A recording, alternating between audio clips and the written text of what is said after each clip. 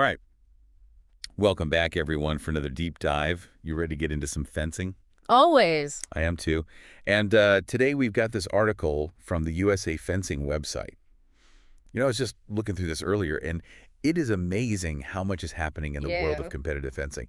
And did you know, I was surprised by this, that they even have a veterans committee, Oh, wow. like dedicated to recognizing outstanding contributions to the sport. That's really cool. Isn't that neat? Yeah, it really shows you like how deep the history of fencing in the U.S. is. It's not just like the current competitions. Yeah. It's like they're honoring like the legacy of the sport. Yeah. Now, speaking of honoring legacies, this article announces the 2024 award recipients, Ooh. including those receiving the prestigious Lifetime Achievement Award. Wow. It really makes you wonder what kind of dedication and impact these individuals have had on fencing. Yeah, like how many decades are we talking? Exactly. I know. The article doesn't list the names. Yeah. Which makes me even more curious. Like, what kind of stories are behind these awards? Imagine, like, all the years of training, countless matches, the impact they've had on other fencers. That's inspiring. But there's so much more in this article Oh, yeah. than just awards. Exactly. There's a whole world of competitive fencing happening right now. For example, there's a Paralympics preview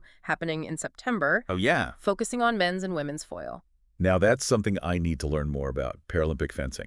It must require incredible precision and athleticism, especially considering the adaptations made for athletes Yeah. with disabilities. Uh-huh. What are like the unique challenges and triumphs in that discipline? I'm hooked already. I know, right?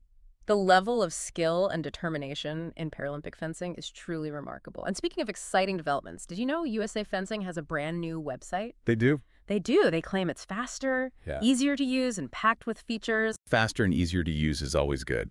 But what about those features? Anything in there that would be helpful for someone wanting to learn more about fencing or even find resources for aspiring fencers? I'm definitely checking it out later. Oh, and for those of us who love to watch the action live, did you see they mentioned the International Regional Circuit Competition Yes. in Guangzhou this December? The Guangzhou IRC. It's a big deal. It's a chance to witness some truly high-level fencing with competitors from all over the world battling it out. Imagine the intensity, the strategy, Yeah. the lightning-fast reflexes on display. Oh my gosh. Talk about a thrilling spectacle. I am getting chills just thinking about it. It's incredible how fencing combines physical prowess with mental strategy. Speaking of combining things, how cool is this National Poster Design Challenge I mentioned? It's a fantastic way for fencing enthusiasts to express their love for the sport through art. Absolutely. It's such a creative outlet. I wonder what kind of designs people will come up with. Oh, yeah. What would you focus on if you were to design a poster celebrating fencing? Ooh. Would it be the elegance of the movements, the history and tradition? Or maybe the strategic battle of wits between opponents? So many possibilities. That's a great question to leave our listener with. Yeah.